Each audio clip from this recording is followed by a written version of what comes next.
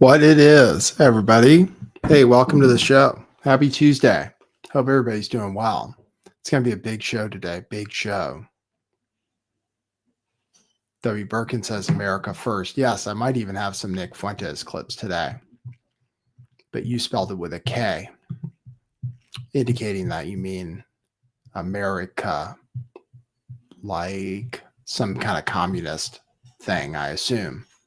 Welcome to the show. We're going to talk about Candace Owens today. I'll show you what Gemini suggested I title the show, which is kind of disturbing. I can show you my interactions with the AI. I had to make my own thumbnail today. So I appreciate you guys tuning in. We're going to show you what Candace said on Twitter, what Candace said on her show, and the continuing rift in the right wing and what's happening with influencers and perhaps the death of TPUSA. We have to wonder whether TPUSA is going to survive without Charlie Kirk. So I played you a clip of Tim Pool saying that they're slowly dying. And today, Candace told everybody to ask for a refund. Don't know how you do that. The Michaelwitz says TPUSA is a Zionist psyop meant to turn conservatives racist in order to demonize the movement. Interesting theory. I have some talk about racism being pushed kind of by Donald Trump, I guess. I don't know if people say Muslims aren't a race. So, but it's sort of hatred pushed a little bit by the Conservative Party. Sometimes a little toward blacks, sometimes a lot toward Muslims.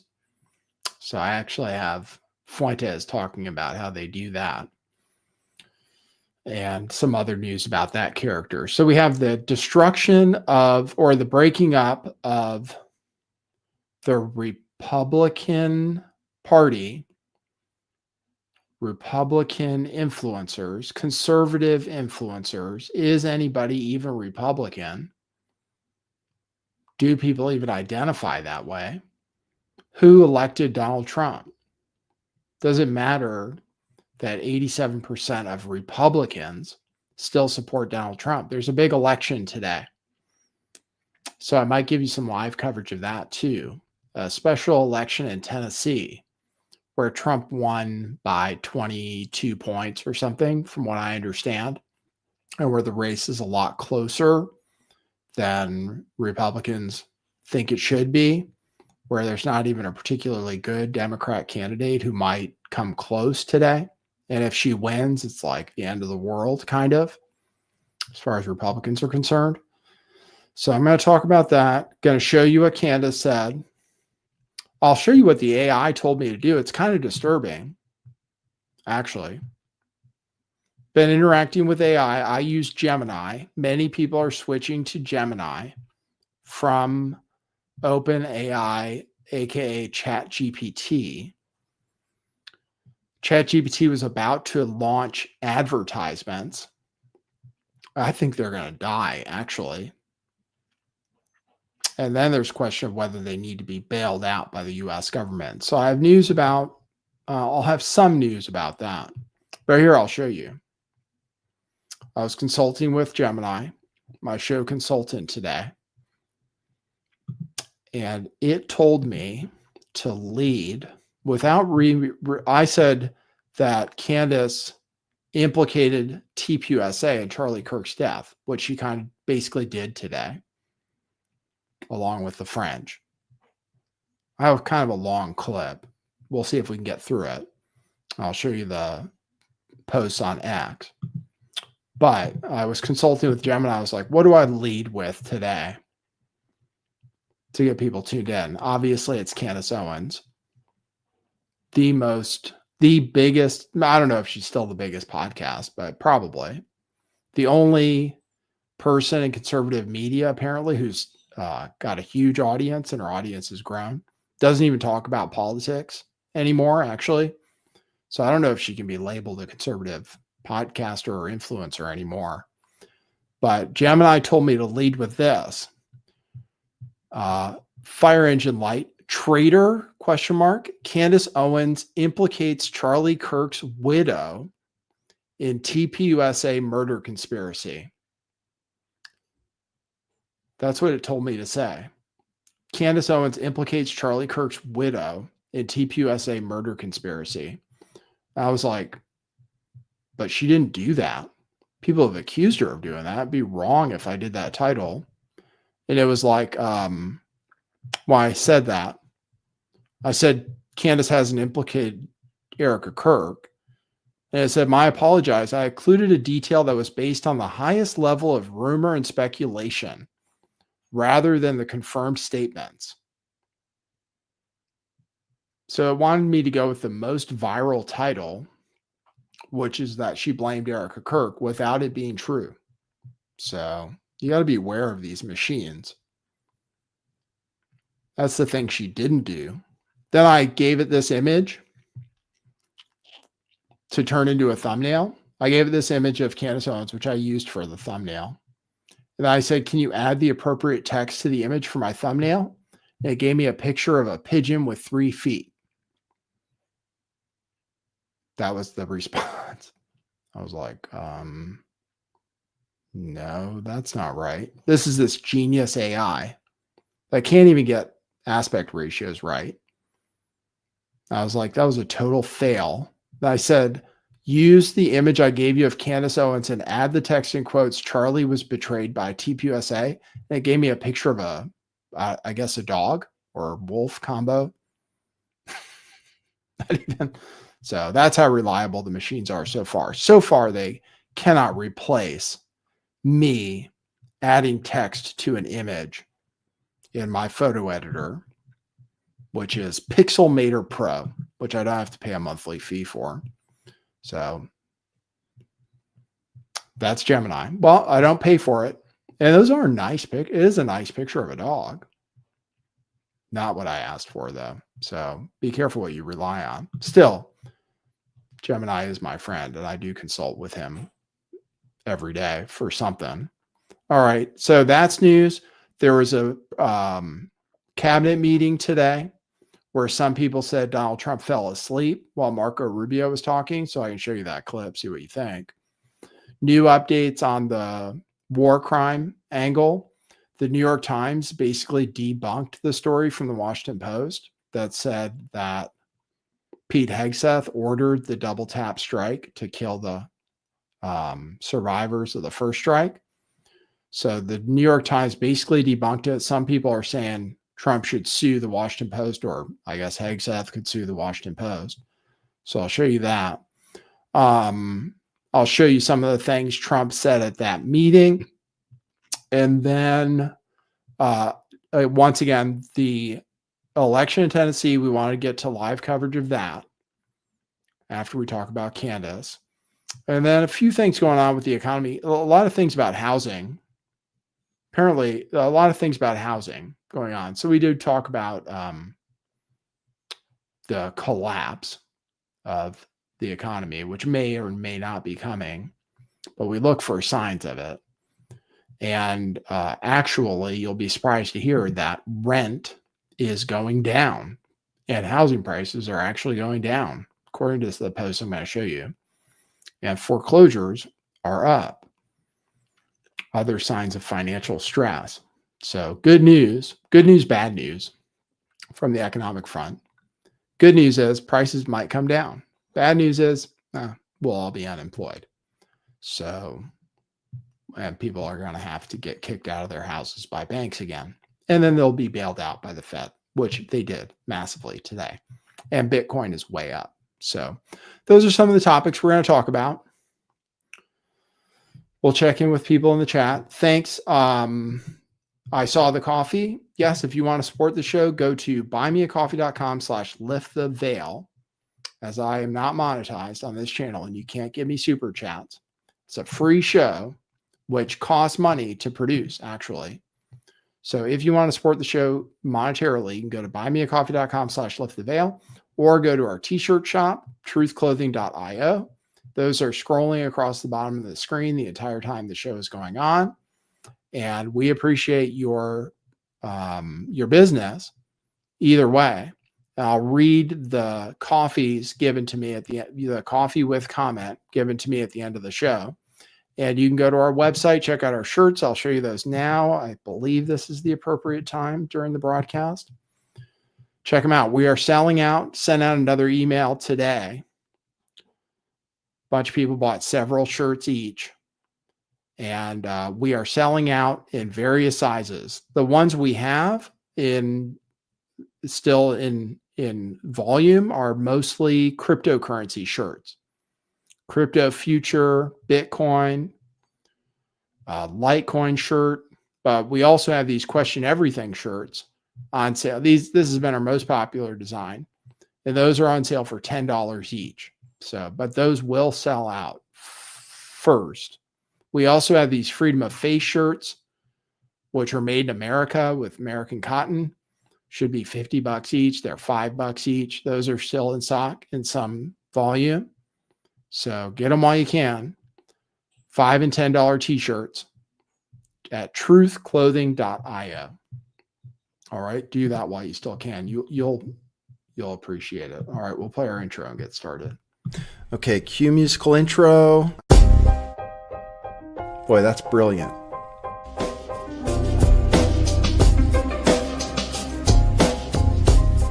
I do think some things in the world are real. Like you guys. You guys are real. Most of you. Most of my listeners, I think, are not just in my head. I think I have the metrics to prove it. You've taken a leap of faith today. What is that sound? And I apologize if you take offense. I'm a little offended myself. Welcome to our show. Welcome to the future. What it is, joining you live from sunny California. It's a beautiful day today. I'm your host, Nathan Stoltman. And I bring you the news, the real news.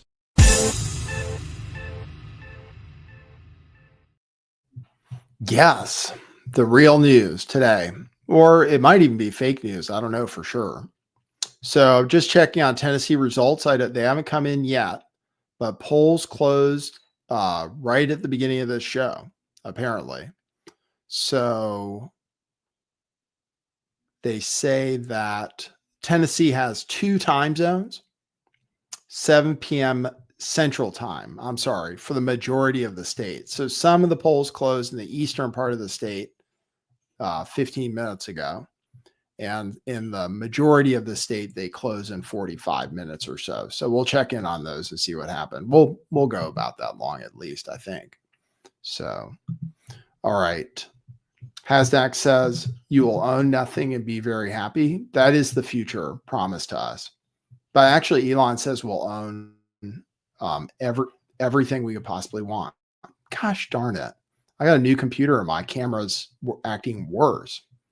Why is it freezing like that? Insert name here says silver way up. Not today. Bitcoin took all the thunder today. It just came back to where it was the day before yesterday. All right. We'll show you the post from Candace. Get to the news. Here's what she said today.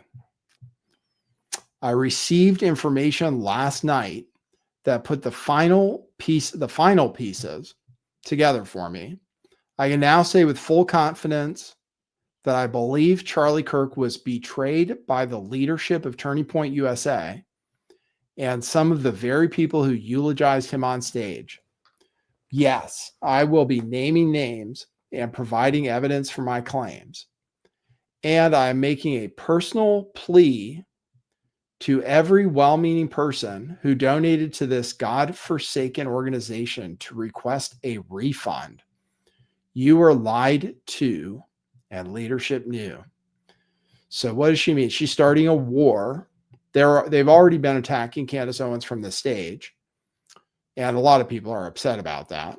They're dedicating their time rather than talking about Jesus Christ or whatever they're going to do next, or electing Republicans, which theoretically is what they're designed to do, to having pastors come on stage and say Candace Owens is a monster who we must all denounce. And some of the people who attend the TPUSA events are kind of unhappy about seeing pastors do that, but that is what they've become, or that is what they're doing at this time. She is now asking people to ask for refunds, which I don't know if they give out, to be honest. And actually, some of the donors already took their money away because of what Charlie Kirk was starting to think about Israel. So anyway, it's been a long road for Candace Owens. I have to admit, I don't watch her streams because I'm not engaged by them. Apparently, she has a very large female audience. And I believe females really like true crime and lawyer type shows, which is what the appeal may be and what Candace Owens is doing. Candace Owens could be doing something like true crime right now on her channel. She gets millions of views every show. Everybody's jealous of her, so they attack her. In some cases, I believe the motivation is jealousy because people all want to be popular and make a lot of money. And I'm sure she does because she has advertisers and make sure to take time to do her ads, some of which are regarding abortion. But once again, I have not tuned in. I'm watching clips and following her tweets on Twitter. This tweet got 6.8 million views. I saw her last show had over 1 million views on YouTube. People are envious because, from what I understand, most conservative podcasters are down big, according to somebody like Tim Pool, who tracks these things. So I'm interested in following that kind of thing to see where the sentiment is shifting. Some people blame algorithms like Cat Turd, but I suggest I think that most people who watch YouTube are young people. My show in particular does not appeal to young people. So which is why in one way I have a smaller audience, I'm sure. But I believe hers does. But young people, from what I understand, are communists. Overwhelmingly at this time. Socialists, they identify that way. And many of Trump's in New York, many young people who supported Trump supported Mamdani. So I don't think people have any allegiance to any particular party anymore. So, and the people who are following Candace Owens may not be particularly ideologically aligned.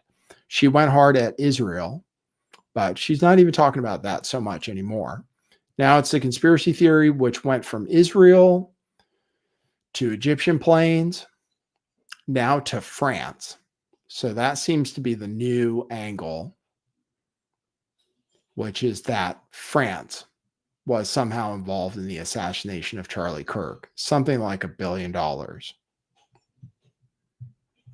Hey, you on Twitter, on Twitch, you must be one of my 5 viewers over there, who says at this point she has only been talking, not showing any proof of her findings.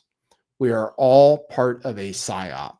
Yeah, she has to show something if she wants people to believe her, especially at especially the newest claims that she says were submitted to the government, that the French government is trying to kill her and hired assassins to kill her, which even she says 1.5 million was allegedly moved. She hasn't seen that. She told me, I saw her say she hasn't seen the $1.5 million transfers. Somebody called her and told her a bunch of stuff, I believe, and she believed it, but I don't know if that person was real. That would be my concern, which doesn't mean that she made it up. It's just that somebody might have pranked her very hard. Somebody who was smart enough to have a bunch of details that convinced her, in which case it's still a very bad actor and could be somebody from the US government or could be some kind of psyop. But I believe she did get called by somebody who told her a tale. It involves the club. It involves like a French men's club. Forget the name. I think she mentions it on the clip I'm going to show you. But this gives more reach. TPUSA was a big organization that apparently helped in a big way in getting Donald Trump elected, and mostly appeals to young people who apparently are very important to everybody, including Israel. They were a Christian Zionist organization supported by Zionist money to some kind of extent. And now Candace is saying some French money, DuPont money.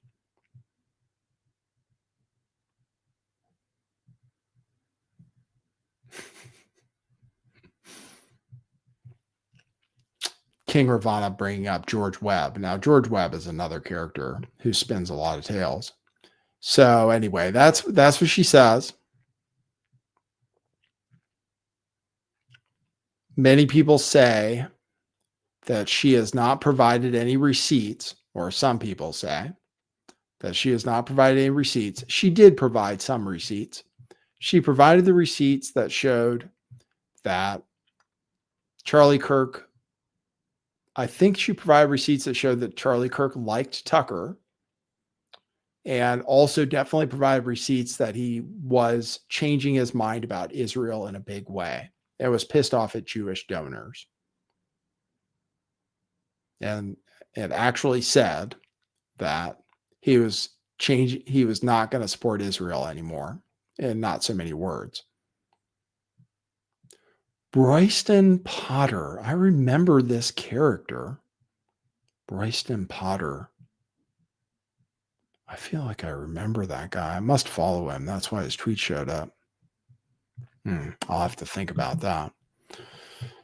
Candace also shared this cryptic tweet from Charlie Kirk, quoting Luke 16:13, but it's also in Matthew. I thought 2 masters was from Matthew. You cannot serve God and money.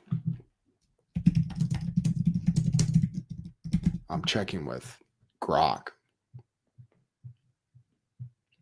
The verse Candace Owens referenced, Luke 16:13, says no one can serve 2 masters.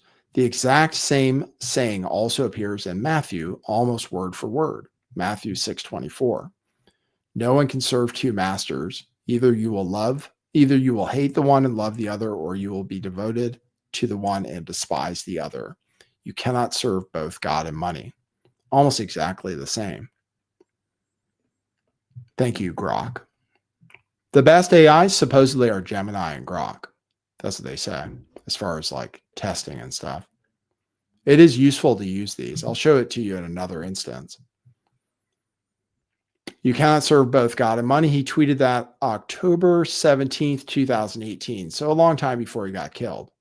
Before he got killed, and Candace might talk about it, he was talking about doing an audit of his organization to see where all the money was going, and hired a new COO apparently to oversee that audit. So he was concerned about where they got the money and how the money was spent. And apparently there was a lot of money involved. As far as the Netanyahu support or the not Netanyahu proposition, I don't know if that's true. I don't know if that's been confirmed as true. I remember some people saying that it wasn't confirmed. I remember Candace saying she never said that. There was some large amount of money, like 100 million or something, that Netanyahu supposedly offered.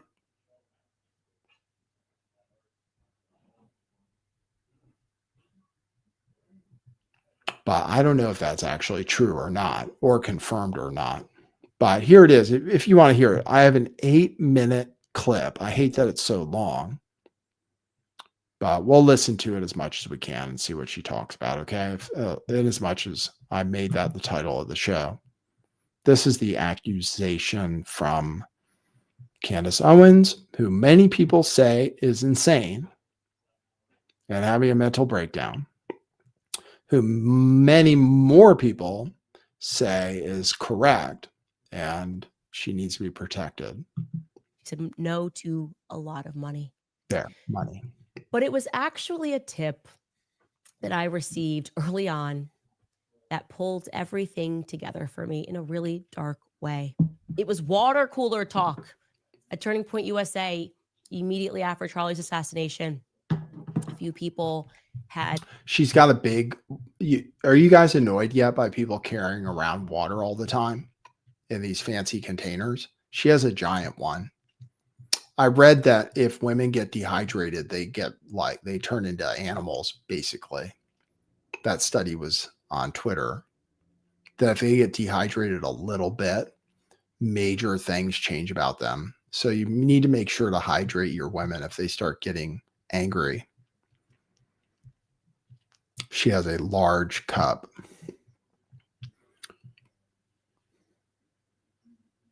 Signified, and we're speculating and thinking about things that were weird. And, I told you we had so many people from Turning Point USA that were just venting in our tip box and telling us that they didn't like the way management was acting and things were weird. And there were just a flurry of things that were coming in. And a few of them had signified that one of the things that was being whispered about that people thought was quite odd that they learned that happened on the day of Charlie's assassination was a rumor pertaining to Justin Strife. An oddly placed phone call. Okay, so it's a rumor. So she'll have to say allegedly, I believe. It's a rumor that this guy, who I believe is the COO, brought in to do the audit or whatever, made a phone call. Okay, got it. That he made almost immediately, as they say. This is alleged. It wasn't on the phone call after Charlie was shot. And I will say allegedly because there's 6 people at Turning Point USA who have said this, that were talking about this. This rumor got passed around. They said that Justin had placed an immediate call to a donor prospect. And I said, that's weird. Okay. I'd like to know more about that. And everybody tried to figure out what donor that was. Now, it's possible it could have just been a very close donor friend. Charlie had them. He did. There were some donors that he loved like family members. And so that was a potential long shot thing, but just interesting. I'd like to know who he was so close to that required an immediate call. Then it turns out that these ladies told me that this donor actually had a pretty big piece of bait on the hook for Turning Point USA. These ladies, what ladies? These ladies, investigators, I guess. Lady investigators, ladies at TPUSA. Does TPUSA use ladies? I've seen mostly men. Ladies, cat ladies, investigator ladies. Bait. A piece of their billion-dollar company. They were anticipating some IPO and that this was going to be life-changing money, okay? We're not talking like, a check that's going to be reeled in for $5 million or $10 million or $50 million or like the $90 million that Turning Point USA raised in the first couple of weeks following Charlie's assassination. We are talking like billionaire money, potentially billions of dollars. And this was a very big secret, a huge secret. Just a handful of people were allowed to even know about this, that this was happening. In fact, there's probably people that are watching this right now at Turning Point USA who work in donations. I think it's a pretty large department that have no idea, have never even heard of this because that's how incredibly top level secret this was. Okay. But people began to find out about this because of just an unfortunate conversation that had been left unattended to. What does Okay. that mean? I'm And why would confused. Tacoma Hooligan says, what did she say? Need a summation. Well, so do I.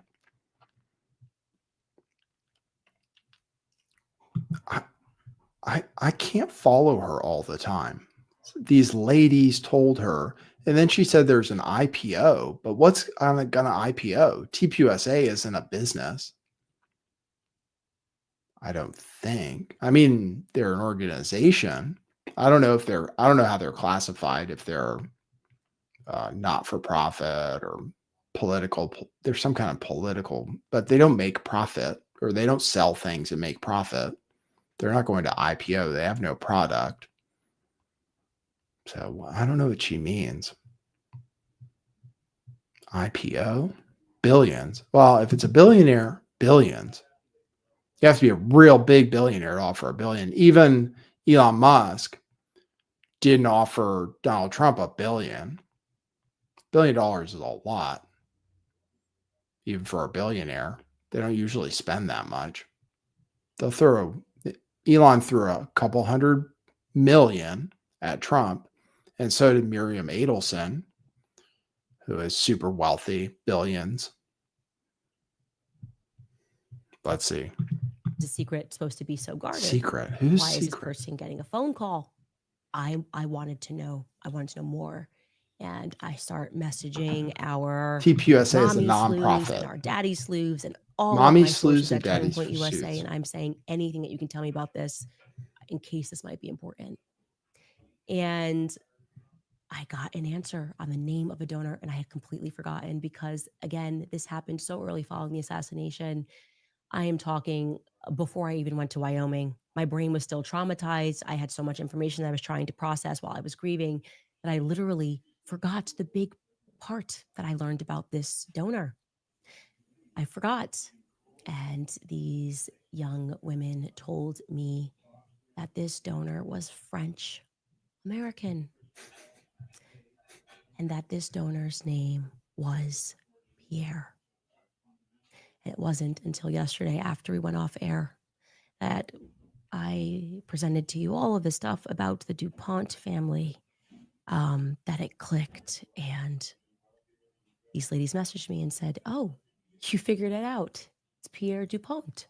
Question mark, exclamation point, question mark, exclamation point." I had mentioned Pierre DuPont on yesterday's show, and this took my breath away. I will be honest. I cried really hard yesterday, thinking, Really? my goodness, how could I have forgotten that this donor was French American, that was the big thing. And I was racking my brain trying to figure out that time, because I hadn't even considered France's involvement in anything. Like, who do I know that's French and has tons of money and is involved in technologies and could possibly be working on a big check that could be kept secret because it's about to IPO and billions are on the line. And it all kind of came together. And I would like an answer about this Pierre, the billionaire French American donor. And I would like a clean answer as to whether or not it is Mr. Pierre DuPont. Yeah. Because this would be She's good at conspiracy theories. Devastatingly dark story. She's good at conspiracy my theories. Sources are very sure that this is what was on the line, that this was life-changing money. And these lady investigators, this individual who got a are phone they? call after the assassination, and I think that we deserve to know. I don't think so. The DuPonts are American, from what I understand. Secret. Why? And by the way, it leads to more questions. They have a French last name. Just doing some investigating. They're a wealthy and influential American family. They founded DuPont Chemical. One of them is dead. One Pierre DuPont is dead. Another Pierre DuPont is dead. Are there any living Pierre DuPonts?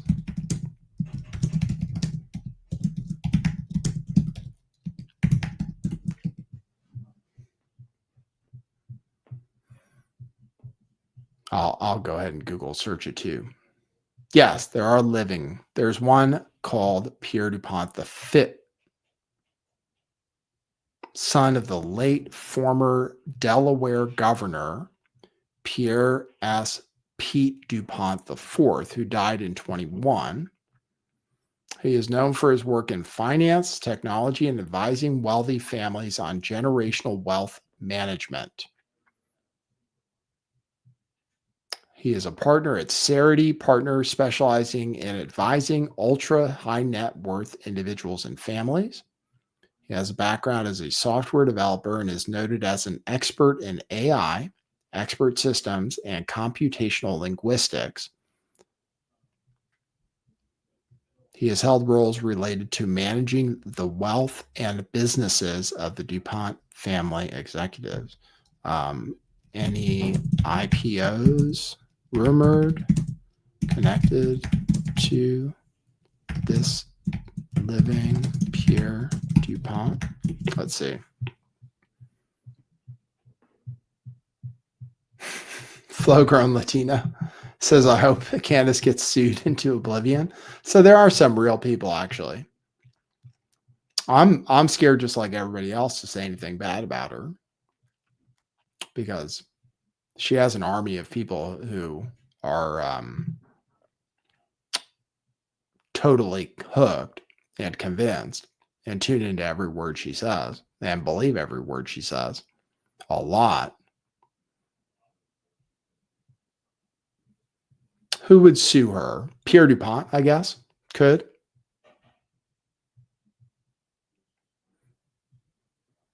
Gemini says there are no specific direct IPO rumors tied to Pierre DuPont or any venture he is known to personally leading toward an initial public offering. He's into finance and AI, so I guess he's got some dough, but he's not French. He's American, and the DuPont family is American. The last name is French. They're of French origin, but they've been here forever. DuPont Chemical.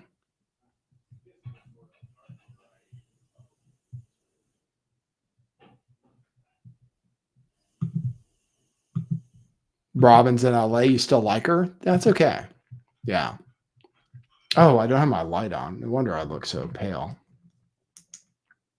There. Much better. The sun went down. Whew, glad we figured that out.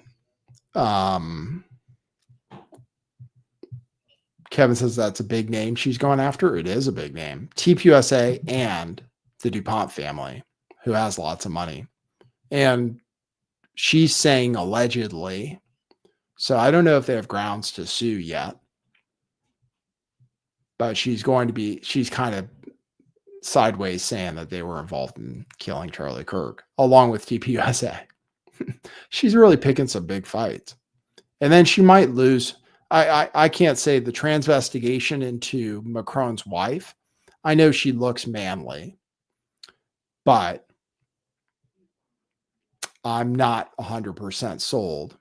And Candace is. And Candace has said definitively that she's a man, and I believe can still lose that lawsuit, which wouldn't look good for her if she does lose.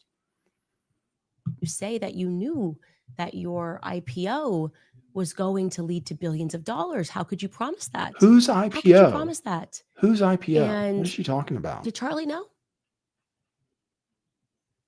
Did Charlie know? And I'm going to be honest with you. I know a lot of billionaires, they don't part with their money like that.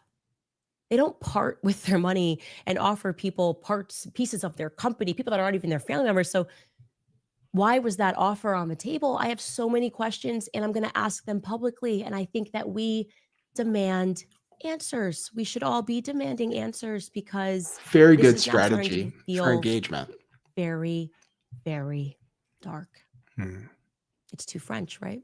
French. It's just they're not French. We just can't all be hanging out in Delaware.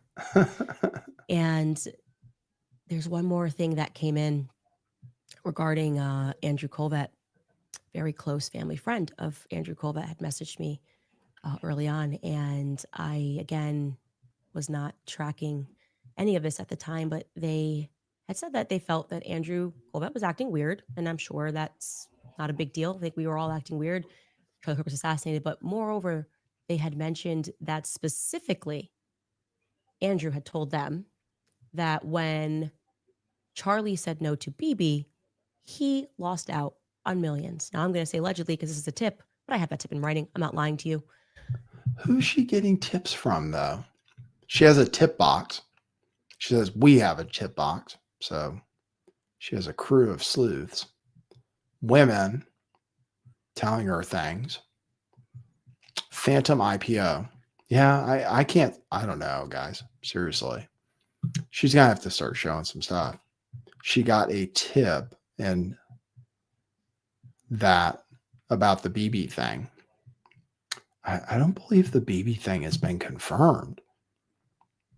I think that was just a rumor somebody made up and everybody ran with.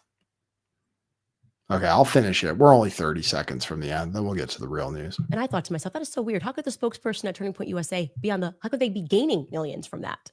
What is the structure here of these contracts that even people that are in PR, people that are like running PR departments are getting tips on the basis of donations? I don't know how this is working, but we need to figure out how this is working. I think it's really important that we learn the truth about what happened.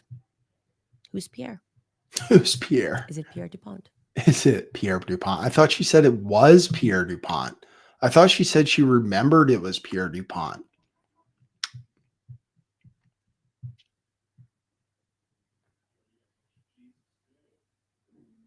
Well, there you go. That's the Candace Owens news. So color me skeptical still. But yeah, I don't know what she's talking about. I don't know what she's talking about today, but she is picking big enemies. So let's see what happens. I don't know if Pierre DuPont's going to say anything about it. He's probably too rich to deal with it. A lot of times people don't sue because they don't want Streisand effect stuff. He's got businesses and stuff. He manages money. So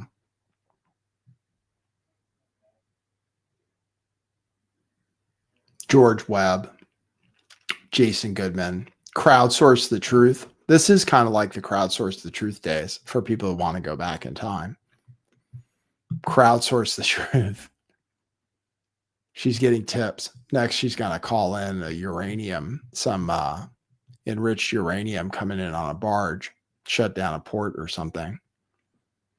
But all right, that's Candace Owens. That's what's going on today with Candace. That's what Gemini suggested I lead with, so I led with it. That's the news from her. All right, let's get into the other news of the day. Let's see what to lead with. We're waiting for the Tennessee election results, which are not in yet. 0%, it says so far. Last update at 7:45 p.m. Eastern. That's 2 minutes ago. So we have 0 votes in. That's going to be a big deal for what's going to happen with Republicans. We are predicting that Republicans are going to get destroyed in the midterms. Donald Trump was talking about it today. So let's get back to the war crime. We were talking about a war crime potentially committed. It may not be a war crime. It might just be an extrajudicial killing because we actually aren't at war with anybody. We declared something as true like narco-terrorism. Like narco-terrorism is a new thing that we invented. Apparently the price of cocaine is up. Don't know if you noticed. You know who I'm talking to. Don't know if you noticed that the price of your cocaine has gone up or that's cut with extra fentanyl now to fill it out or extra baby laxatives. I had to quit using cocaine because it was so bad in Los Angeles where I was getting it at the time that I was using cocaine. When it's good, it's a hell of a drug. When it's bad, it's not that great. One thing like you can get purity on because they make it in factories in Mexico is the methamphetamine. They've done a better job with the quality of the methamphetamine, but we stay away from that too. We are drug free and we advise you to be too. However, in the future, when we can all have everything we want, then I suggest to you that a lot of people are going to want drugs. So we better get that good cocaine. That's not stepped on. But apparently the price is up on cocaine. I have an article about that. All right. So Pete Hegseth said he did. This is from Harry Sisson. So we're going to Democrat influencers. Hated Democrat influencers. Ron Filipowski from Midas Touch. Pete Hegseth said he watched the strike live. So that is a gotcha. So I'll play that clip. So the president is sending a message to other cartels, right? A very clear one. I can tell you that was definitely not artificial intelligence. I watched it live. We knew exactly who was in that boat. We knew exactly what they were doing, and we knew exactly who they represented. And that was Tren de Aragua, a narco-terrorist organization designated by the United States, trying to poison our country with illicit drugs. So the president is I don't know if cocaine is really poison, to be honest with you. I haven't done a lot of it. Fentanyl is bad. That's what's killing people. I looked it up. There have been many drug overdoses that involved cocaine, but they probably involved a lot of other things too. Probably fentanyl, probably people speedballing, or alcohol, which kills a lot of people too. But so he was watching a Tren de Aragua, narco terrorist, which is a new thing, a new kind of terrorist. They are throwing Admiral Mitch Bradley to the wolves on this one by taking the blame away from Hegseth. But the New York Times confirmed that Hegseth did not give the order actually today. So Hegseth, you can look at this two ways. Oops. Okay, that's fine. He says, Admiral Mitch Bradley is an American hero, a true professional, and has my 100% support. I stand by him and the combat decisions he has made on the September 2nd mission and all others since. America is fortunate to have such men protecting us. When this Department of War says we have the back of our warriors, we mean it. So he is standing up for him, but in a way, he's throwing him under the bus. Because everybody who participated, basically, if it's a crime, everybody who participated can actually go to jail, like for the rest of their lives. So, and even some Republicans are concerned, and they're looking into it.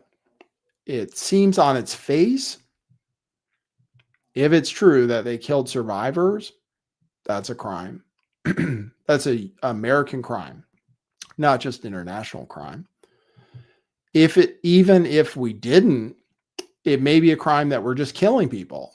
A lot of lawyers say it is. A lot of American military lawyers say it's already a crime just to kill people for bringing drugs. We call them terrorists, but they don't present a direct threat to anyone. They have drugs, but that's not the same as a combatant. There's apparently a secret justification that nobody's seen. That's classified information. There's a classified document written by lawyers in the White House, which justifies it. And they say it's totally legal, but actually it's not legal to just kill people who are bringing drugs. Even if you call them terrorists, even if you call them a made up thing like narco terrorist, you're actually not allowed to just kill people, but we're doing it. He says he knew exactly who they are. Well, he could tell people who they are because we haven't disclosed any of that to anyone.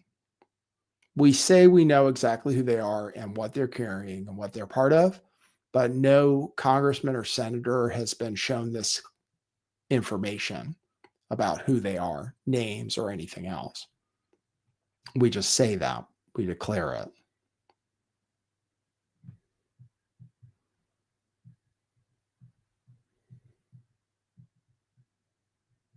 Here's what the New York Times reported today, though,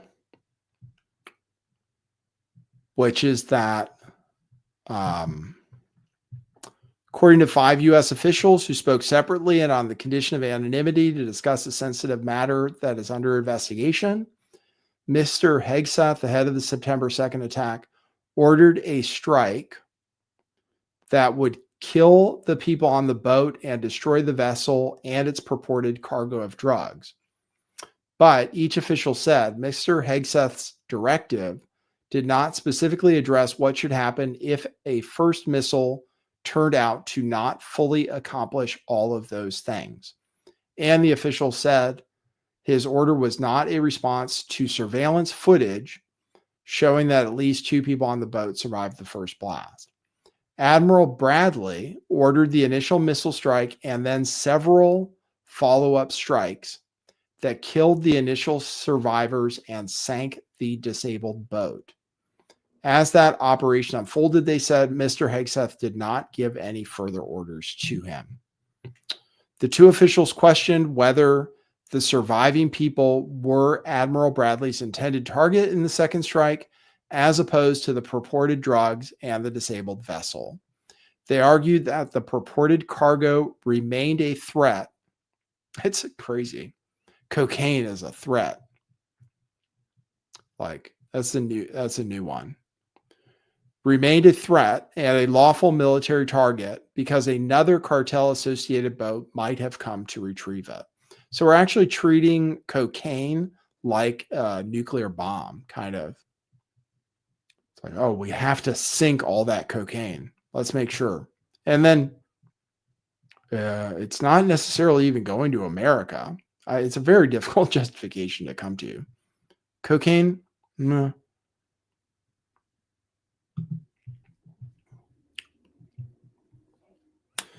If you want to get down on the ground, cocaine. Senator Rand Paul isn't happy about it, but that's okay because Trump hates him anyway. Senator Ron Paul is pointing out that prior to the blow them to smithereens, 21% of boats stopped off the coast of Venezuela possessed no drugs. So even boats they thought had drugs, 20% didn't, which I think is implying that we might be blowing up boats that actually don't have drugs, even if we think they do, which would definitely be illegal because you'd be killing actually innocent people entirely in that case.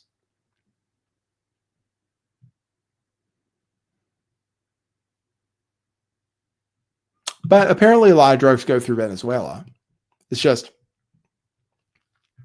they're not the drugs that kill people. That's the thing. They don't present an immediate threat to the homeland. And anyway, he just pardoned a guy who was convicted of moving 400 tons. He says we're going to start doing land strikes. This was from his meeting today. Trump, that is. Says we're going to start doing land strikes, not just in Venezuela. We could be moments away from having some kind of covert war with Venezuela to remove Maduro and put in a U.S.-friendly government who will let us take the oil.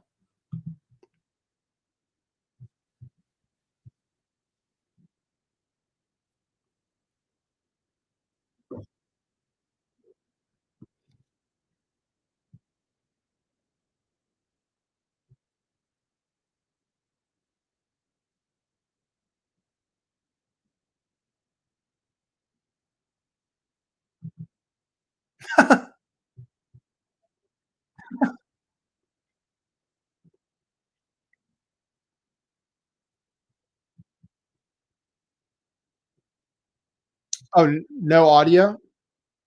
Thank you. The audio went out. Thank you very much. I'll play it from the beginning. Sorry about that. Technical difficulty. It happens sometimes. The audio cuts out. Stop screen share, and then I have to share it again.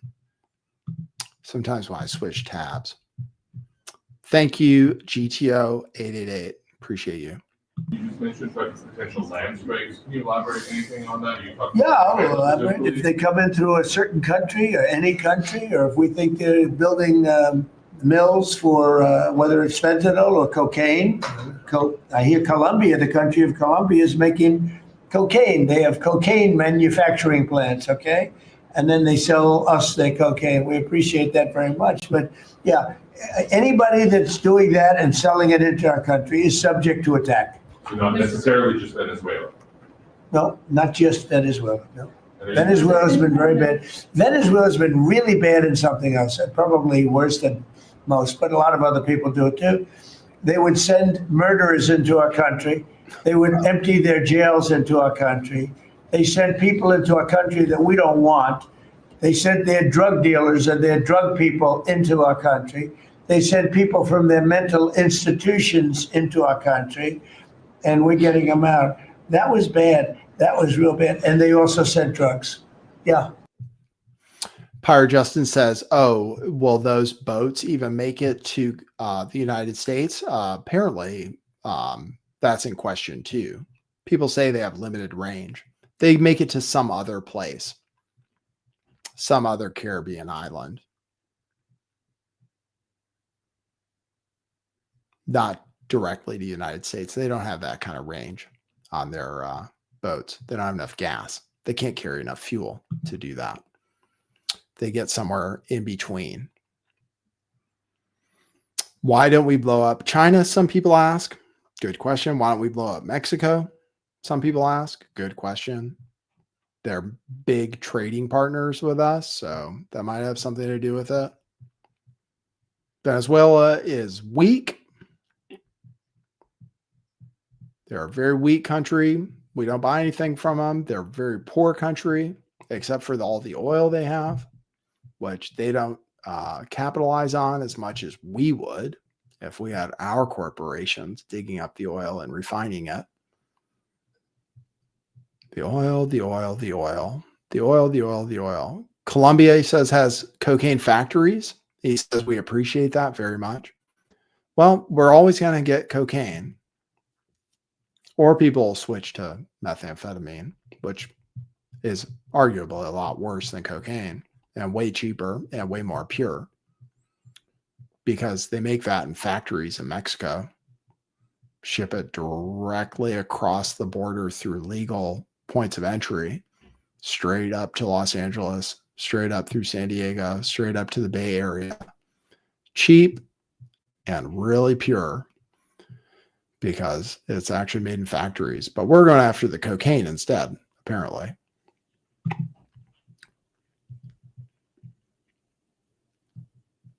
All right, so that's the news, and then I'll show you the article.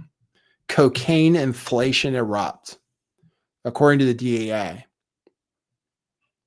Cocaine is getting more expensive. It's getting more expensive at its first stop. So this is where they go. They go to Puerto Rico, the Dominican Republic, Guatemala, Honduras, Central America. Drug Enforcement Administrator Terry Cole told CBS News that cocaine prices have surged 30 to 45% per kilogram. And actually, cocaine dealers, we like cocaine dealers here. Well, people really like Jay-Z, and all he ever talks about is moving cocaine and cooking crack.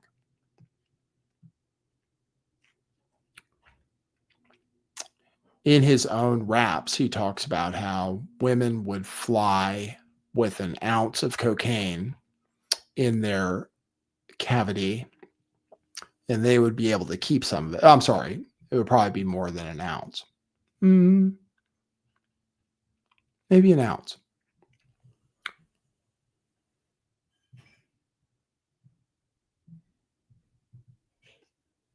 He said hiring boat captains, purchasing engines, and building larger transport vessels are also on the rise. It is more expensive to recruit boat captains. It's more expensive to purchase engines, and it's more expensive to build larger boats for transportation. And that is all due to immense pressure.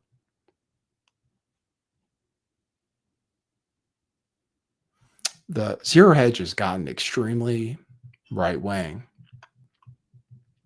Oh, I'm not showing it to you. Sorry. This was the tab. That was the article from Zero Hedge. All right. Also from the same press conference, which was a cabinet meeting. Let's close tabs. Close. Income taxes.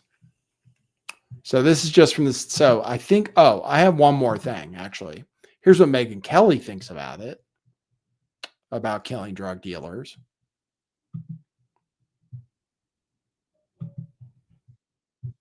Not only want to see them killed in the water, whether they're on the boat or in the water, but I'd really like to see them suffer.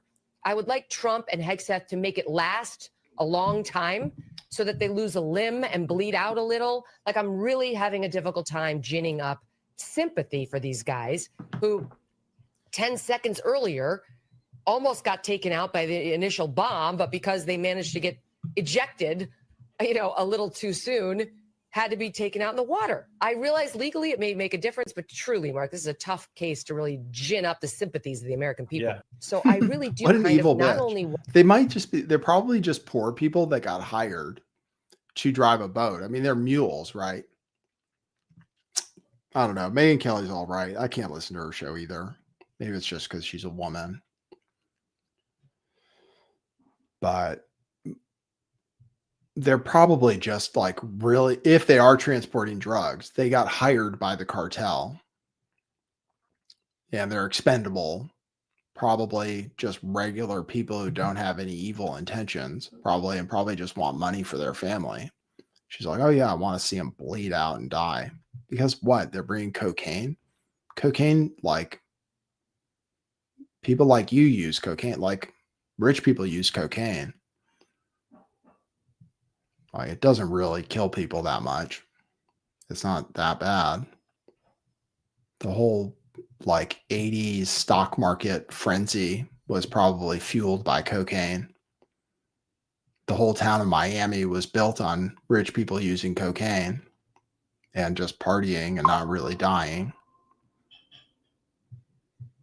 She's like, no, we need these poor Venezuelans, fishermen, or whatever they are, before they got hired by the cartel, if they're carrying drugs at all.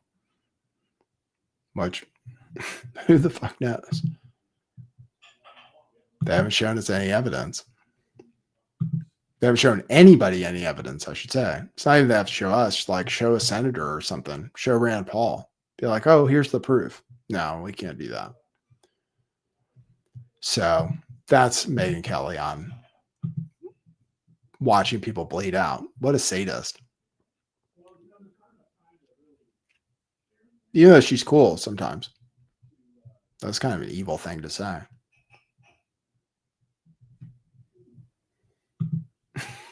Pirate Justin, that's totally inappropriate. I am the Buddha says, I don't give a fuck about narco-terrorists. What's a narco-terrorist? Like, what does that even mean? It's actually a made-up word. They've actually made up a word. You mean a drug runner? They kill each other down there. They're not like killing Americans. They kill each other over the drugs. The cartels kill each other in Mexico.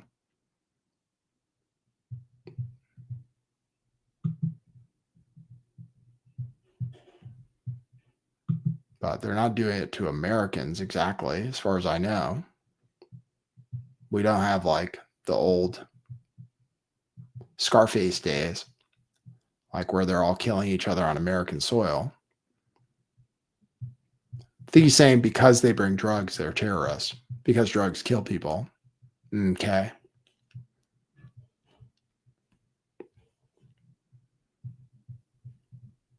Are the people on the boats terrorists, though? Just curious. How do we know? They're part of Tren de Aragua? Okay, maybe. I don't know. Maybe I'm too sympathetic to drugs. I think we should probably legalize cocaine, to be honest. That's just my 2 cents on it.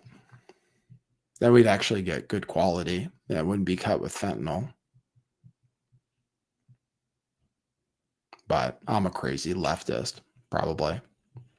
But I think that's what Ron Paul would say. Ron Paul said legalize drugs. I'm with Ron Paul, so except fentanyl is bad. Which was originally made by Big Pharma. Okay, anyway, very controversial take. Sorry about that. Here's Donald Trump saying once again that we're going to get rid of income taxes. Some people are really hopeful about this.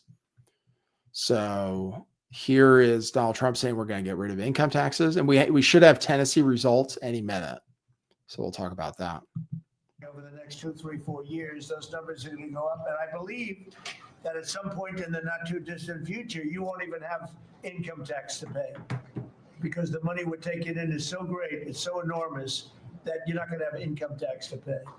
Whether you get rid of it or just keep it around for fun or have it really low, much lower than it is now, but you won't be paying income tax. We've slashed $1 trillion in costly job-killing regulations, saving Americans an estimate over the next 2, 3, 4 years. So once again, we're talking about getting rid of income tax, which would be great, but we'd have to reduce the size of government to almost zero to do that. We bring in a few $100 billion in tariffs, but income taxes, we bring in at least $3 trillion a year. So I don't know how he's planning to do that. And anyway, I think the Supreme Court is going to strike down the tariffs anyway. Costco is suing to get their money back. Walmart says the actual price increases are going to come next year, like starting in January. They're going to actually start raising prices because of tariffs.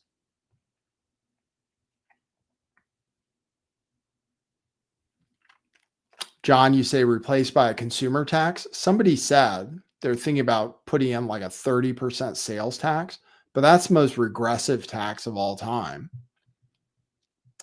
Progressive tax is really the only thing that's, reasonable, in my opinion.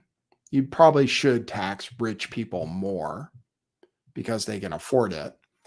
If you make it all based on sales tax, then poor people get hurt the worst because they're the ones who spend most of their money on things they need to survive, where rich people can buy stocks or buy real estate and pay capital gains tax, which is much lower than income tax. So I'm a big fan of replacing income tax, but first you have to shrink the size of government down to almost nothing. And right now our budget is something like $7 trillion a year. We run $2 trillion deficits. That's great. Well, we'll see how much longer we can keep going into debt. Mr. Happy says most people don't realize that prices are actually up 400% since 2019. Well, I showed you fast food. Fast food prices are up over 100%. Many things are up over 100%. Many things we need. Healthcare. I have a video about that, or I have a link about that. And here's what Trump said at the same meeting about affordability. So this is his messaging on affordability. He doesn't want to talk about it. He thinks prices are fine, basically. Trump hates to say anything's wrong with anything that, like, while he's been president, all he says is what's great. So he says there basically is no affordability problem. So we'll see how that plays out. These are the facts we have to get out. And, there's this fake narrative that the Democrats talk about, affordability. They just say the word. It doesn't mean anything to anybody. You just say it. Affordability. I inherited the worst inflation in history. There was no affordability. Nobody could afford anything. The prices were massively high. Do you remember when we took over eggs? You did a great job on that, Madam Secretary. Agriculture, Brooke. Eggs were 4 or 5 times higher than they had ever been. They said don't order eggs for Easter at the White House. And we ended up doing it, and we got the egg prices way down, lower than what they were before. But the word affordability is a con job by the Democrats. They say affordable. I watched the other day where some very low IQ congresswoman talked about affordability. She had no idea. Their prices were much higher. Well, if we still have inflation, he said at another point, if we still have inflation of 3%, and let's be generous and say it's 2.5%, then prices are actually higher. And if they were high under Biden and inflation went down but didn't go negative, then prices are even higher than they were under Biden. So are people hallucinating prices? Egg prices went down, but it's because there was some kind of disease that they figured out, basically. It wasn't because anything magical happened. And he said in the same press conference that deflation is worse than inflation. He said that. And he wants to cut interest rates, which theoretically make inflation higher. Interest rates are meant to control. Higher interest rates are there to theoretically control inflation. He wants interest rates down, which would make prices go higher. He says deflation is worse than inflation, but in order for prices to go down, we actually need deflation. But we don't allow for that. He doesn't talk about the Federal Reserve. Federal Reserve is required to make sure there is no deflation. God forbid, because then nobody would buy anything ever again, theoretically. It's just like, central banks? No, we don't want to talk about the effect of central banks. Apparently the banks pumped in like $15 billion today. It's one of the biggest injections ever since COVID, because some people are suggesting that banks are actually about to fail and they're being bailed out every night by the Fed and billions of dollars. So we have to take a look at that. A lot of people say that's why Bitcoin went up today and the stock market went up today. Okay, let's see. Tennessee. Results are coming in Tennessee. 25% in. The Republicans ahead by 16 points. So that if the results hold like that, which I'm not saying they will, because I don't know where the polls still need to be counted. If they hold like that, then it's not an emergency for Republicans. Trump won by 22 points. Right now, the Republicans ahead by 16 full points with 25% of the vote in. So we'll keep an eye on that. Don't know which poll locations are still to come in. Let's see if there's any analysis. Okay, yeah. I don't know the counties. I'm not Steve Kornacki. All right, let me show you a little bit of financial news since we're talking about it. Because we are following what I believe may be, we're at the end of the longest bull market of all time. Everything's overvalued. We have more mortgage debt than ever before, more credit card debt than ever before. We have $38 trillion in government debt. We run $2 trillion deficits. Other countries are probably going to stop buying our debt, which we need them to do for us to continue to spend so much money as a government. If we didn't spend so much money as a government, if we didn't run $2 trillion deficits, then the economy would probably collapse.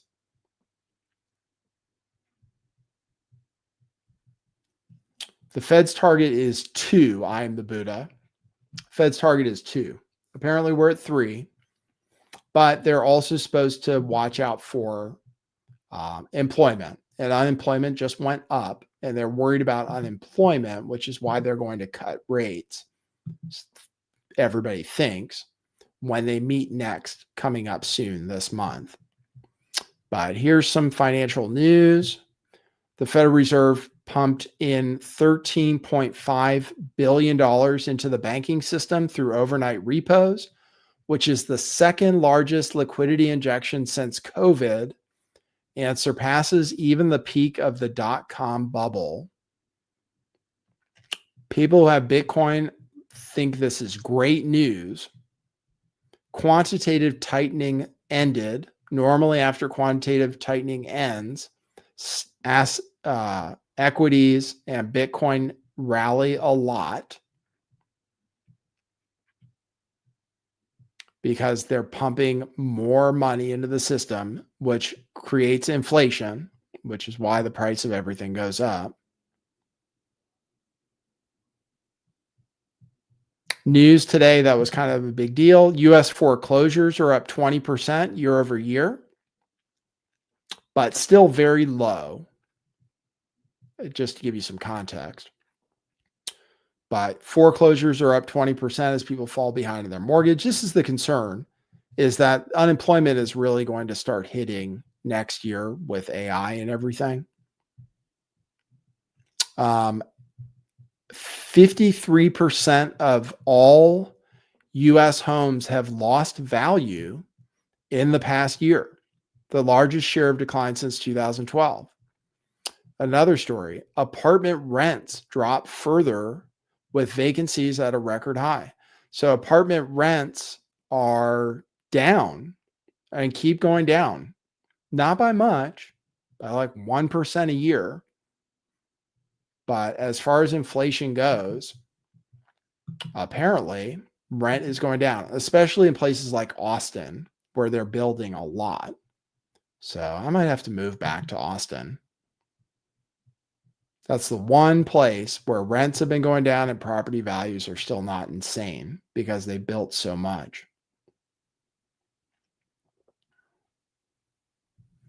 Mike H has some specific news. 2019, a 2x10x16 pressure treated board was 22.21. In 2021, it was up to 41.42. Now it's back to 24.50. So that's good news. Came back down. That was because of a lumber shortage, right? I remember lumber was like the new meme stock, meme coin. That's what people were saying back in 2021. Like lumber was skyrocketing, but it came back. Well, we can just cut down more trees.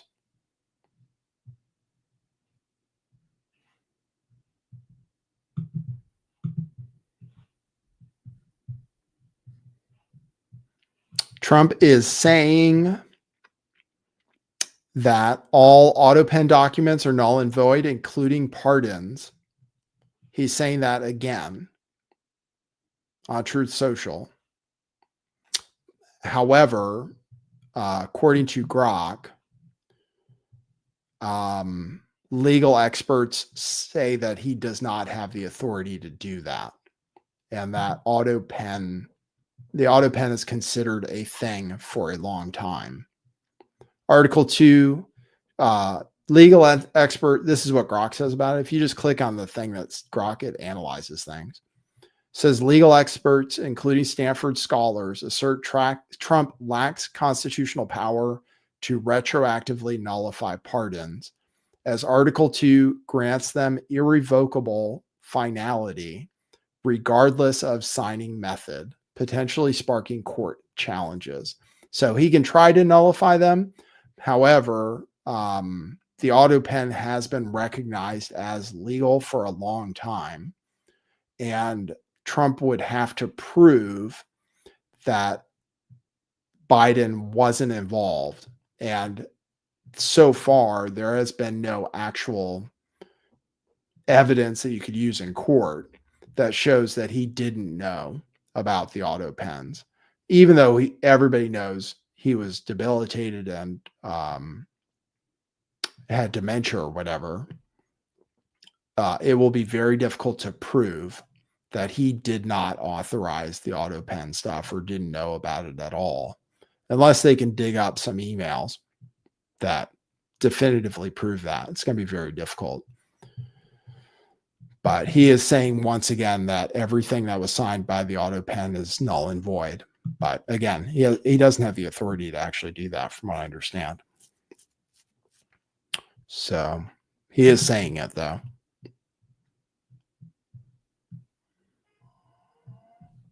He talks shit about Somalis.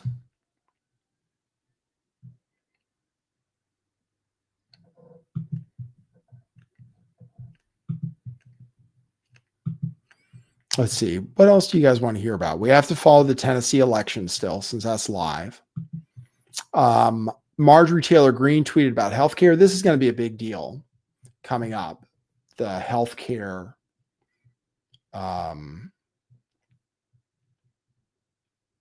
situation. Trump wanted to extend the Obamacare subsidies, which have kept prices lower than they would have been otherwise, which came up during COVID. Trump was going to announce it last Monday, I believe.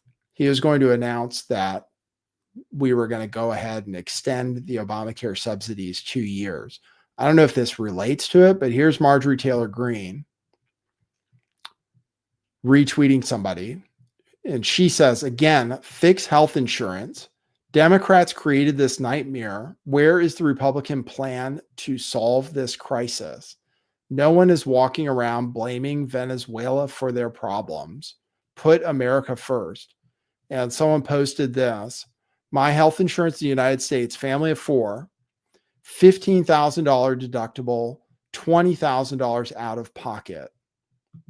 He says, you can't call this insurance. This is just to protect against a catastrophe. We are the dumbest country in the world that can't figure out how to fix this broken system. And actually, it says estimated cost $22,658. It's almost $2,000 a month. And this guy is in the Mid-South. And this may be on the Obamacare website. And it says, this family plan features low monthly payments, but higher costs when you need medical care. The low monthly payment is almost $2,000 a month. So once again, somebody was talking about how the poverty line is actually about $100,000 a year. If you have to pay $2,000 a month, $1,800, whatever, you're paying $20,000 to $22,000 a year for just your premium. And then your deductible is $15,000. And doctor visits aren't even free. Doctor visits are still $50 each, and generic drugs are $25 each time you fill it up, which isn't that cheap compared to real insurance.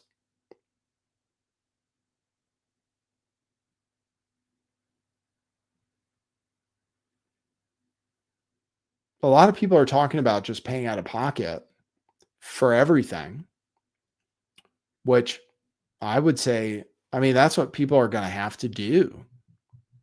I think you could wait until you get diagnosed with cancer and then buy health insurance. And in the meantime, just save the money. I mean, $20,000 a year just for your premium. $20,000 a year. The poverty line for a family of 4 is $30,000 a year. Poverty line. That's when you start getting free healthcare from the government and food stamps and stuff. But if you're spending $20,000 a year on healthcare and then just hoping you don't actually have to get sick and pay for anything, then the poverty line is actually a lot higher, because I assume you have to pay rent, which for a family of 4 is probably around $2,000 a month, or a mortgage, which would be even more than that.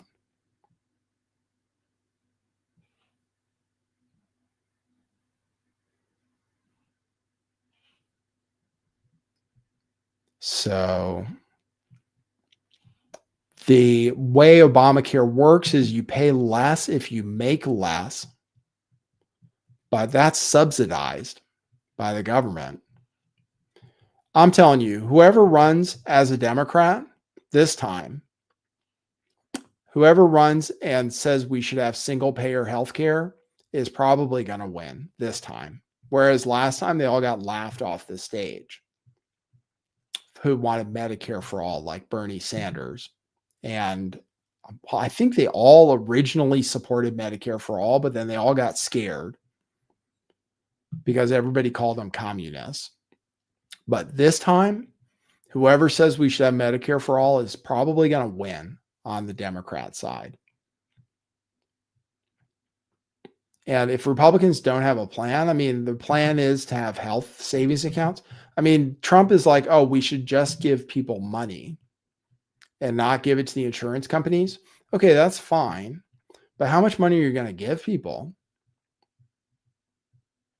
to offset a $20,000 a year premium just to remain insured? And in California, you actually have to pay a fine for not having insurance. For someone like me, if I had to buy insurance on Obamacare, it's supposed to be $800 a month for a single person who's healthy and relatively healthy, but with some pre-existing conditions. And then I'd still have to come out of pocket for medication.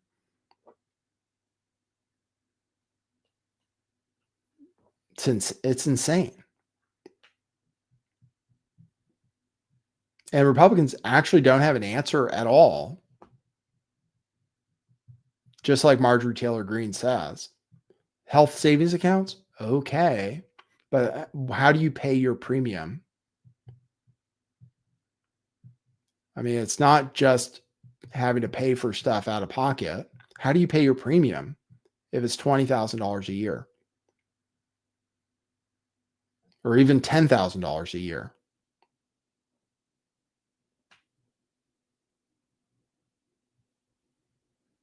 You can't just give people $10,000 because that's a lot of money, trillions of dollars.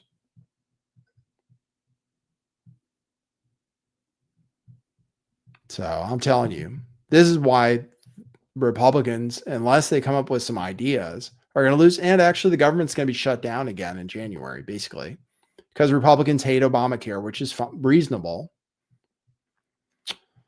Obamacare got rid of pre-existing conditions. That's all. Obamacare made it so insurance companies have to accept you even if you have pre-existing conditions. So they destroyed the free market, but then required everybody to get health care by saying you have to pay a fine if you don't have it, which was significant. So that at least young, healthy people would have to pay. So that would help keep the premiums low for everybody. But then Republicans got rid of that.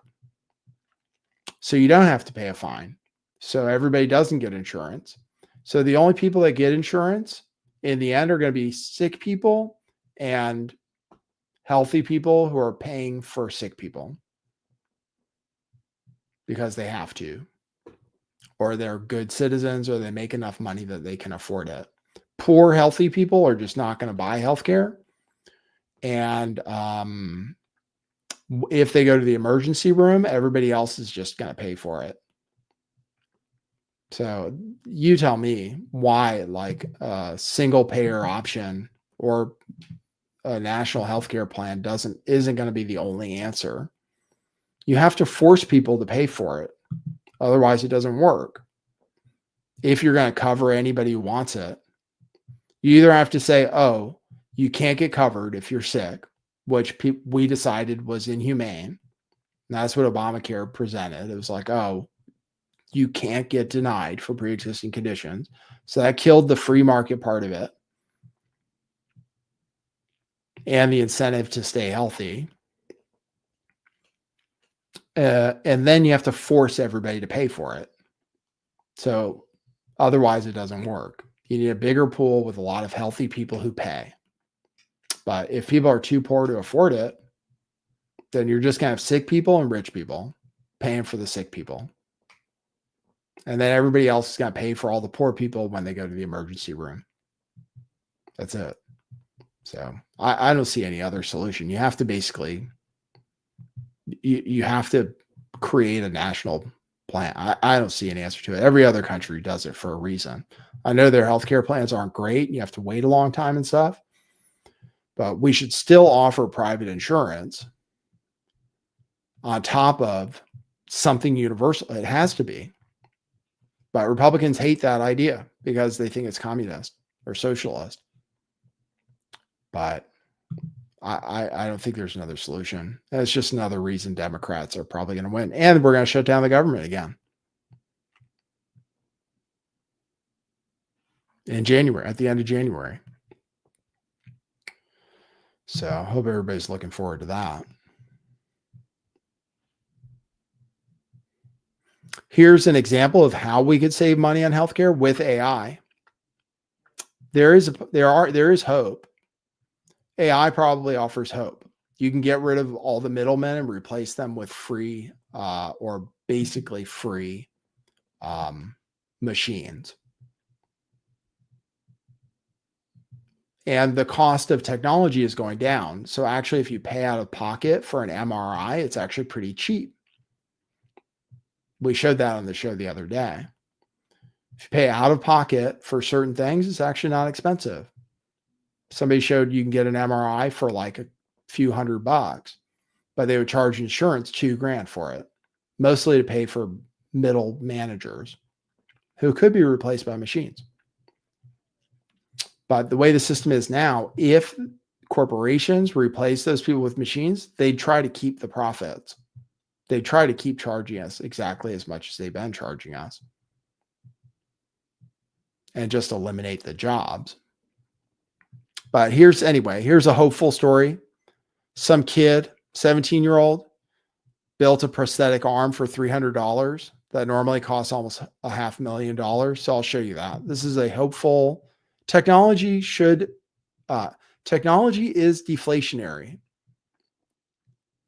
Okay. Federal Reserve policy is that deflation is worse than inflation. That's financial reserve policy.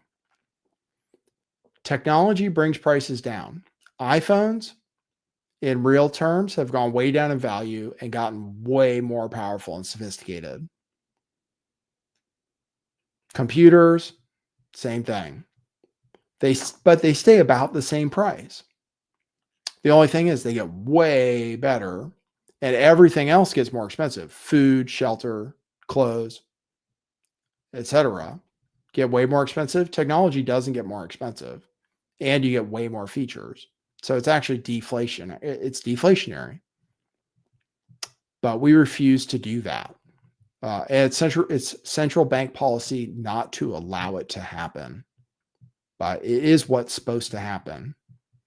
Here's the kid, $300 mind control. And so my novel Mind Controlled Bionic Arm was intended to address these shortcomings. So using tiny non-invasive electrodes, I was able to pick up fuzzy residual electrical activity on the forehead. I theorized that deciphering those obscure surface level signals could potentially allow the interpretation of frontal lobe brainwave activity. And so I conducted this IRB approved study to collect thousands of brainwave data points from a diverse group of human subjects.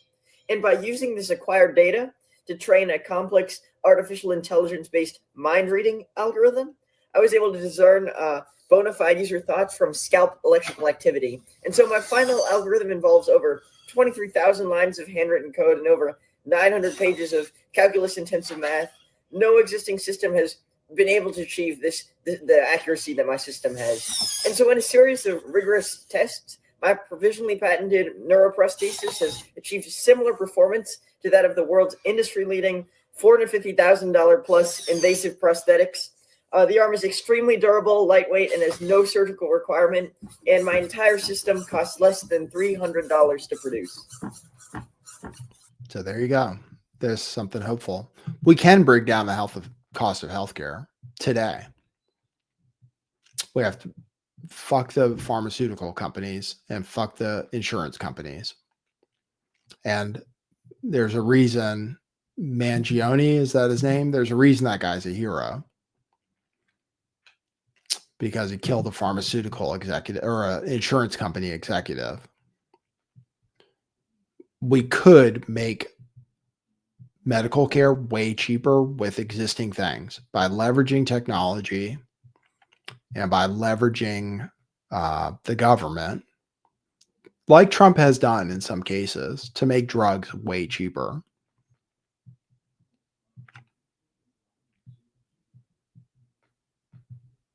But you have to be able to negotiate with the pharmaceutical companies who pay off all the politicians. So anyway, that's pretty cool. $300. That's the solution.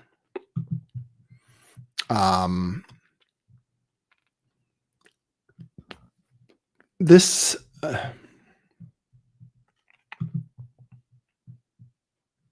is an example. A lot of people are showing like what loans do. So owning a house is the American dream, owning a house, but you actually don't own it ever, actually, in America right now. Unless Florida gets rid of property taxes, which they're talking about, and somebody else in the chat was talking about. Unless you have no property taxes, you actually never own a home, even if you pay cash for it, because you have to pay a tax on it every single year, or the government will take it from you, even if you've paid for it outright. So you never own a home in America, even though home ownership is the dream. And then actually, almost everybody pays a mortgage. And actually, you don't even have equity in the home unless it goes up in value. And if it goes down in value, you're actually in a highly leveraged speculative asset. If it can go down in value, like I showed you apparently is happening already with housing. If it goes down in value, you can lose hundreds of thousands of dollars overnight or in a very short period of time on the home you own with your mortgage. Especially in the very first years, it's a simple interest loan. In the first years, you are paying off almost none of it. You're paying property taxes and you're paying interest. The government lets you write off the interest to keep home values inflated. And everybody threw a fit in New York and California when they put a cap on that. And the SALT taxes, they called it. You can write off your interest on your home loan to help keep property values up, because if you couldn't write it off, then houses would be cheaper. The government subsidizes housing with their own loan companies, which guarantee loans for homes that could go down in value. When homes start going down in value, then people just abandon them because they're like, what's the point? You only get equity if the house goes up. You get a little if it stays the same and you pay it off for a long time. So here's a personal story about it. And everybody's shocked at how it works. So my husband and I refinanced our mortgage today because interest rates dropped and it was enough to save us $300 a month. However, I have in my hands the amortization schedule, which is how long it's going to take us to pay off said mortgage and how much would go towards principal and interest each month. And I want to use this to talk to you about why home buying in America is an absolute fucking scam and why this will be the last house we ever buy in this country. So just really quick facts, it's a standard 30-year mortgage. It's a VA loan, so I didn't have to put anything down in order to refinance, and I don't have to pay any mortgage insurance, which is what normal people have to pay when they don't put 20% down. But because we didn't put anything down, I went from owing $784,000 on my home back up to $795,000. But my original interest rate on this house was 6.2%, and now it is 5.6%. We are planning on selling this house when my husband retires in 4 years and exiting the US. So, of course, I was interested to see what will I owe at that time in 2030.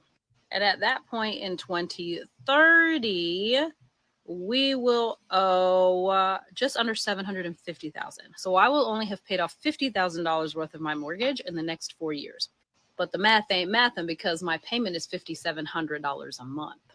$5,700 a month times 50 payments is $285,000. And if you look at the schedule, it tells you, oh yeah, you're financing $795,000. But if you kept this interest rate over 30 years, you're actually going to end up paying $1.6 million. But the biggest scam of all is how much interest they charge you the first year you own the house. And I have other videos on this. I've talked about it. Again, I put myself in this situation. It is what it is. The point is I'm calling out the banks because they are fucking ridiculous. First of all, when you come to closing, we bought $7,000 to closing. They make you pay $3,500 in upfront interest. So not only are your first like 12 payments horrendously just put towards interest, but then you have to bring extra money to closing just to pay interest upfront.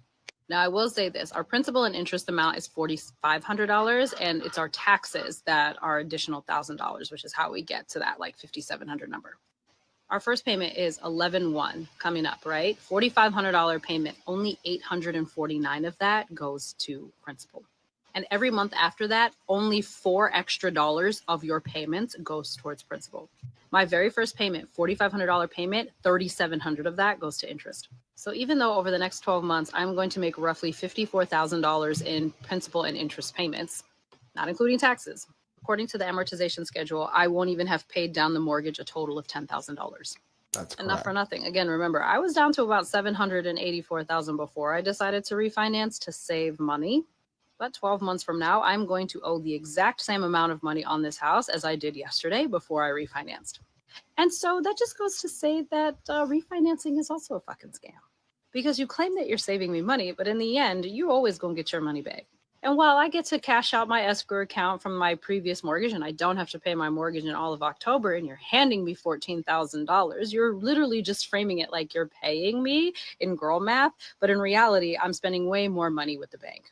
And because we want to sell the home in 4 years, it literally doesn't make sense for us to refinance again, because even if we did with an even lower interest rate, we wouldn't be able to recoup that because most of that first years of payments would go directly to interest.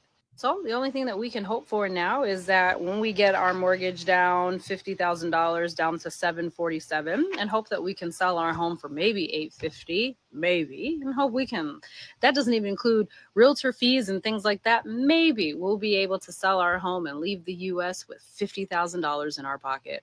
It is not worth it. Good Home luck. buying in this country is an absolute scam. And I hate that the only other options are rent from someone who's paying a mortgage to the same bank, or be homeless. Yeah, that's life. Well, I see a lot of people saying it's her fault. She didn't put more money down, but nobody can save the money. Nobody who's not already wealthy currently. I say nobody, but very few people are able to save money for a down payment. So they take special loans. And the government offers special loans where you only have to put down 10%, or they finance the 10% or whatever to make it so people can afford to own a home. But really, you'd be better off renting. If you can save money on the same amount of space, you'd be better off renting and just putting the extra money into something else that appreciates, like gold or Bitcoin. But Bitcoin is very volatile. Theoretically, though, if you can hold it for 4 years, it's never gone down in value so far over 4 years. You'd be better off renting, save them, and putting the extra money that you'd be putting into a mortgage payment into Bitcoin or gold. Something else that appreciates, that you don't have to pay property tax on. You don't have to pay property tax on gold or Bitcoin. Real estate ownership is kind of a scam in a way. Renting is not perfect, and you don't get to profit when the value of real estate goes up. That's the only thing. But actually, gold has gone up a lot more than real estate. So has Bitcoin. And you don't have to pay property tax on it, and you actually own it. So, and you have to pay, like you say, for upkeep and stuff. Yeah, she said she got it with no down payment through the VA, which the government is kind enough to give people. I assume that's a military thing.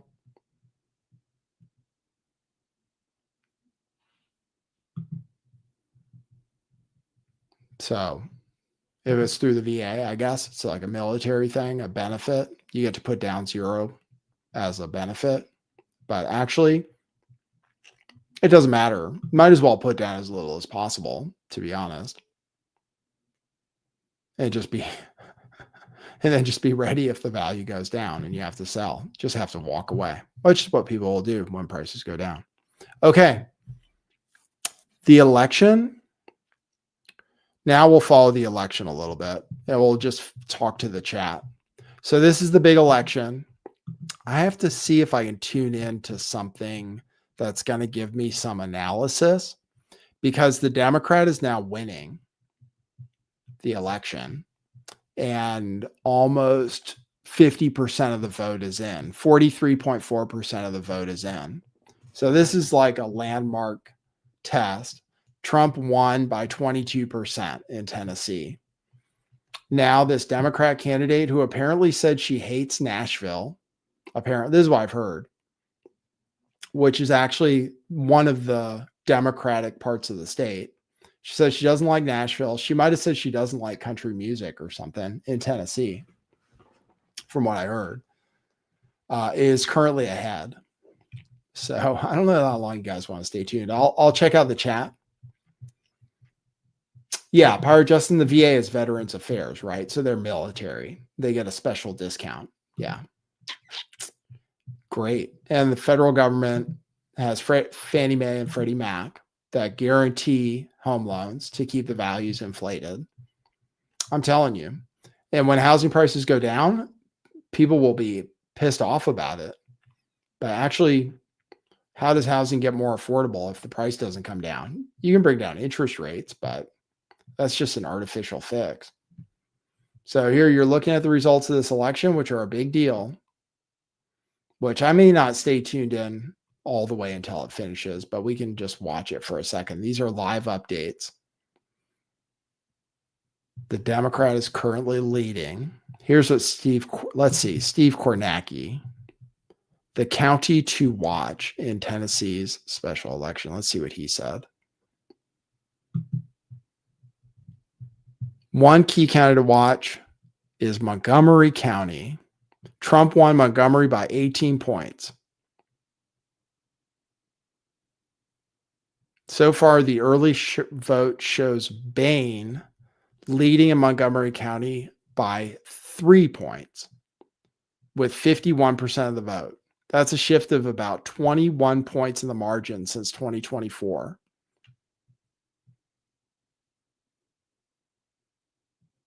The question is how much more Democratic leaning the early vote is compared with election day vote. Election day vote is usually more Republican. So that's some early analysis.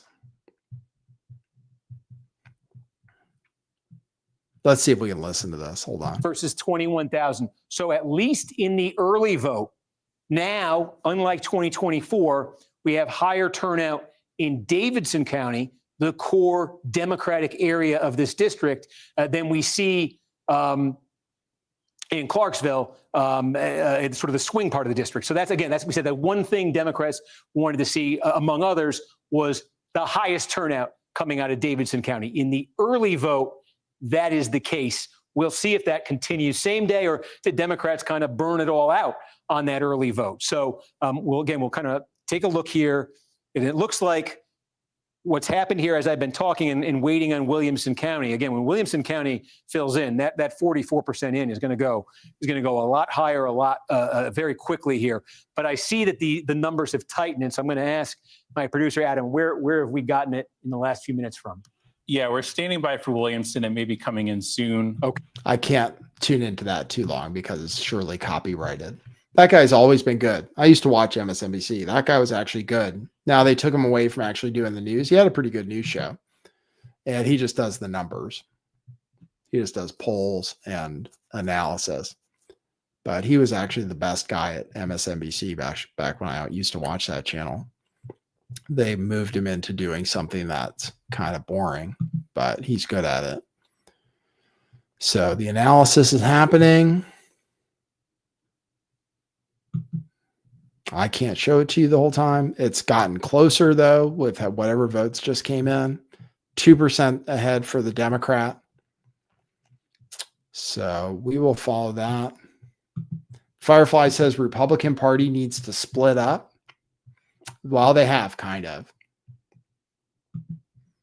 There's the Nick Fuentes Republicans, the Tucker Carlson Republicans, who might actually be kind of socialists, who don't necessarily believe in free markets.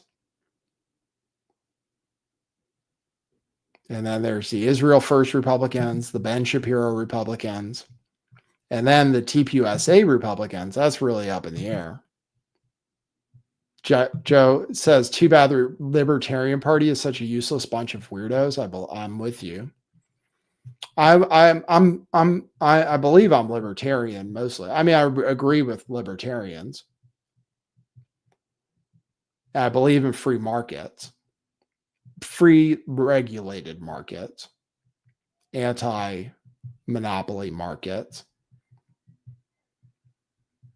with competition. But libertarians would normally believe in open borders and free trade, like no tariffs. I think some tariffs are actually okay. The way Trump's doing them are kind of insane, like schizophrenic. But I believe some tariffs are good for national security reasons, keeping, like, in the sense that they keep industries that are important in the United States. I think it's valuable. And in as much as you can lower income taxes with tariffs. But that's how we used to do it. We didn't have any income tax and we just had tariffs, and that ran the government. So I love that idea. But yeah, libertarians end up being super weird, the ones in the Libertarian Party. So it's totally even right now. I had some clips from Nick Fuentes I could play for you guys. People are refusing to disavow him. You want me to play some clips? I'll play some clips of that while we're thinking about this other thing. Let's get rid of this just to clean this thing up. All right, get rid of that. Get rid of that. Oh, Real ID. Maybe I'll cover that in the next show. Real ID, you won't be able to fly without Real ID starting in January, I believe. They're going to start charging travelers $45 if they don't have Real ID. Did you guys know that? You have to have a passport or a Real ID.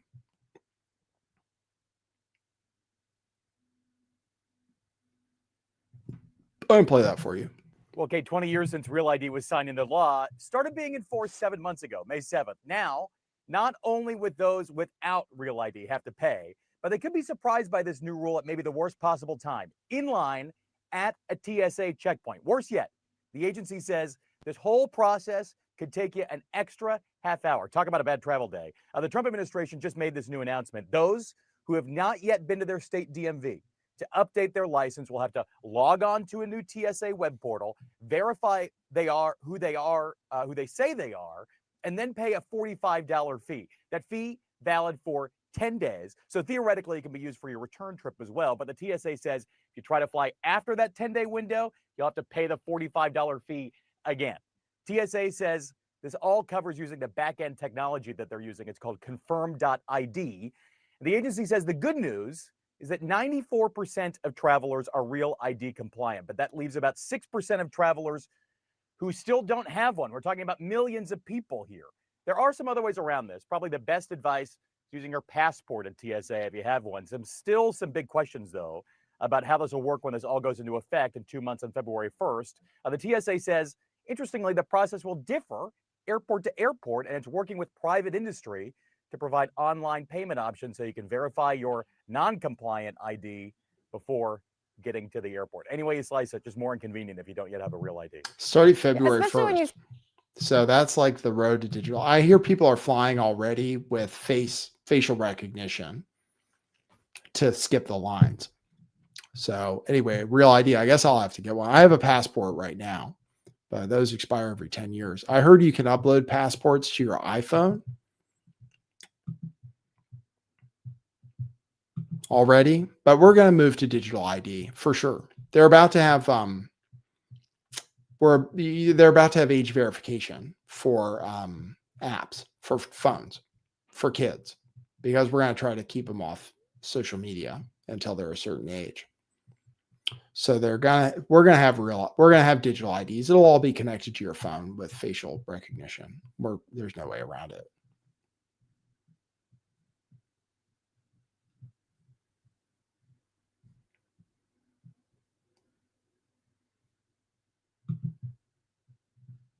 I can save my Nick Fuentes stuff.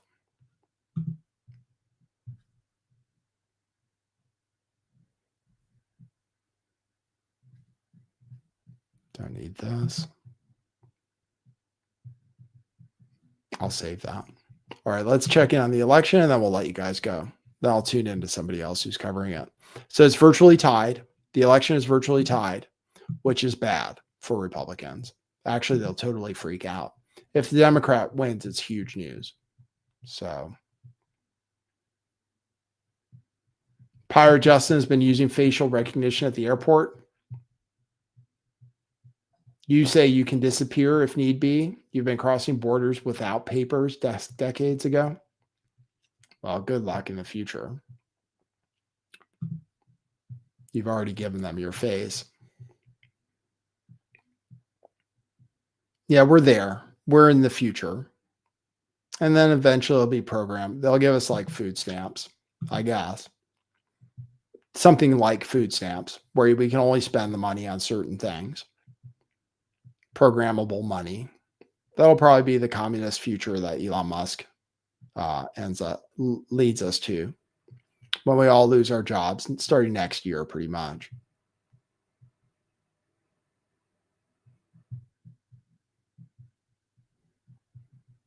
Saw says, oh yeah, it's for the kids. Well, yeah, they're rolling that out. The app stores, that's what they're saying. The app stores are going to have to do an age verification. And then, so Google and Apple are going to have to do it. Age verification for, theoretically just for kids. But yeah, pornography and stuff. The Supreme Court already says it's okay to limit pornography the way Texas is doing it. So California has some kind of age verification thing, but you don't have to show ID. Like your parent vouches for how old you are if you're young. But apparently Apple and Google are going to be the ones. The app stores are going to have to do it. So this election is very close. All right, everybody. Thanks for tuning in. I'm going to check my coffees. Last chance. If you want to support the show, buy me a coffee at buymeacoffee.com/lifttheveil. Since we're too controversial to be monetized on YouTube. And the show does cost something to produce, especially producing shorts for it. I have to pay the machines. So my virtual assistants cost money. And I have to pay for the software here too. So it doesn't just go for nothing. To be honest, I think the show loses money right now. So if you want to help me out, that'd be great. You go to buymeacoffee.com/lifttheveil or buy our t-shirts. I will check coffees right now.